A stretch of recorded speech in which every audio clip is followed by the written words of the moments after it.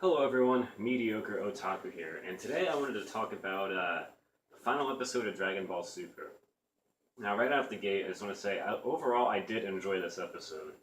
Um, I thought it was a bit of an underwhelming end, but that's kind of how Akira Toriyama does things. Um, Dragon Ball Z's ending was very underwhelming, and Dragon Ball's ending in the manga, even though it was all one big thing, was pretty underwhelming too. Um, so yeah, but um,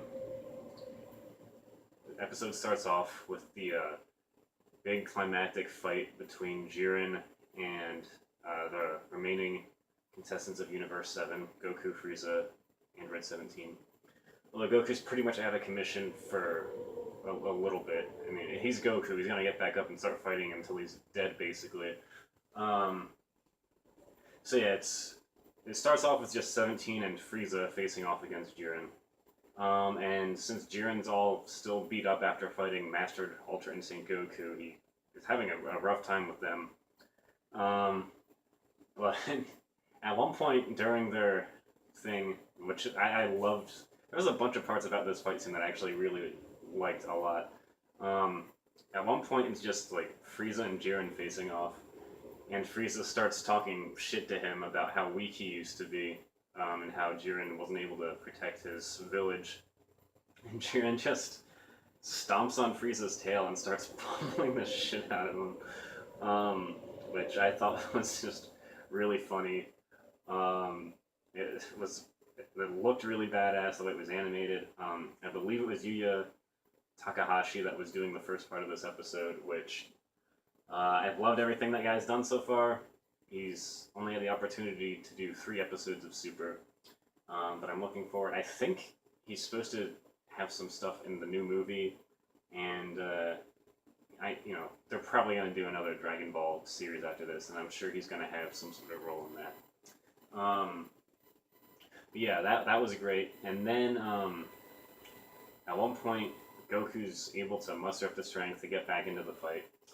And he and Frieza do this like combination attack against Jiren, and Goku is like exhausted. So throughout this thing, he's like going into Super Saiyan for like a split, like not even a second. He can't even hold his base Super Saiyan form because of how tired he is.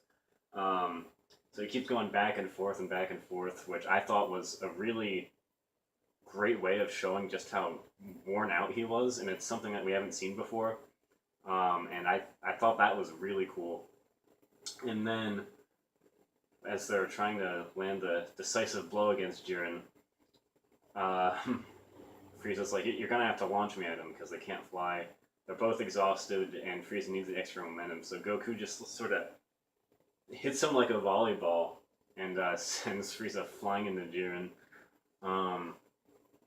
And then I think after that they fight a bit more, but then Goku, Frieza, and Jiren all end up knocking themselves outside of the ring. And Android 17 is the sole survivor, which was not something I was really expecting. I knew it wasn't going to be Frieza because having Frieza get that wish would have led to all sorts of issues for the future of the Dragon Ball franchise, I think. Would have meant that they had to completely rewrite the ending of Z. Because, like, there's no way they wouldn't have mentioned Frieza at some point if he was, like, the ruler of everything. So, yeah, and I didn't like the ending of Z, but I think they should stick to it. I don't think rewriting it is the solution. I think they should move past the ending of Z, have Goku and Oob doing their thing, and then try to perhaps come up with a better conclusion to the story. We'll see what they do. So yeah, Android 17 is the sole survivor. Goku and Jiren have a little bit of a moment before Universe 11 gets erased. Which basically was just Goku saying like, "Hey, you're really strong. I hope we get to fight each other again," which is what I was expecting. Goku, by the way, being strangely forgiving towards Jiren after Jiren attempting to completely kill all of Goku's friends and not apologizing for it. So there's that. But after that, there's not really a whole lot that goes on.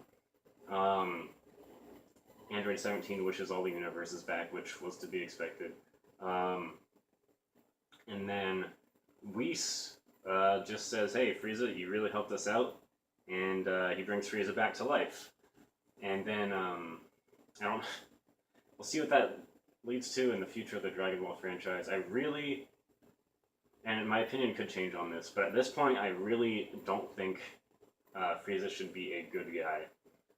Maybe if they do it right somewhere down the line, my opinion might change on that. As of right now, I want him to just be this evil asshole, which was still how he was during the Tournament of Power. But obviously, he was willing to help everyone out because he wants to try to, be the Galactic Emperor that he once was. And at the very end of the episode, we see Frieza in space with a bunch of his goons and his spaceship doing his thing again. So he's still evil for the time being, which I think is good.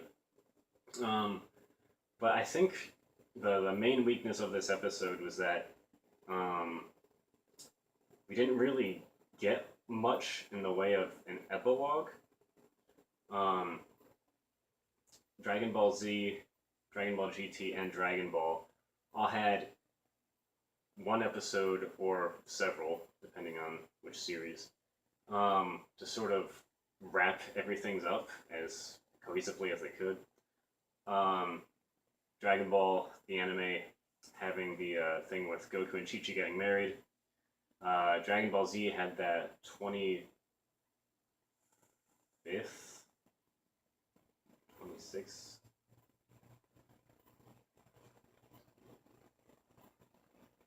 It has to be the 27th, I think. World Martial Arts Tournament. Because I think the 25th was the one with Boo.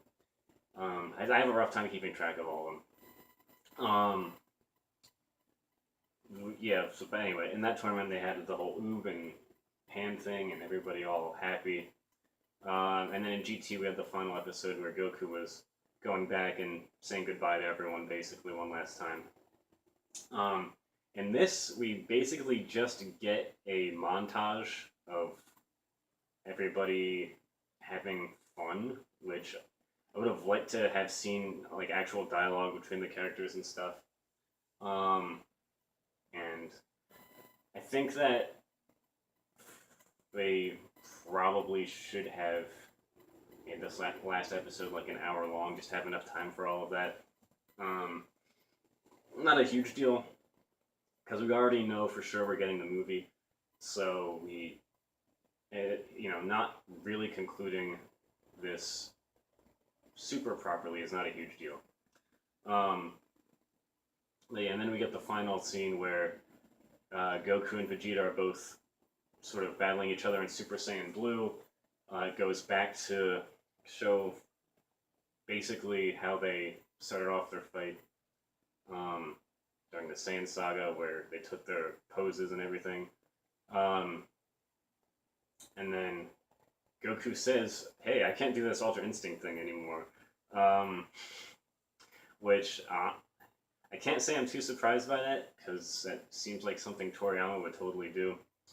But I think that's a good thing, because if Goku could just go Ultra Instinct whenever he wanted, that would mean that the enemies of this show would have to get way, way stronger in order for them to compete with Goku. But that was the episode in a nutshell. I enjoyed it. Was not everything I wanted it to be, but I liked it a lot more than episode 130. I can say that much. And at some point in the future, probably the near future, I want to do an episode talking about my confusion with Jiren's character, because he does some stuff that I think is completely contradictive of other stuff that he does. And so I want to talk a little bit more about that, and how Toei, I think, mishandled that character as they tried to develop him more. But that's a video for another day. And I should have an unboxing video up pretty soon. Maybe even later today, depending on when it comes. So that's something else to look forward to. But that'll do it for this video, guys. Thank you all for watching, and I will see you all next time.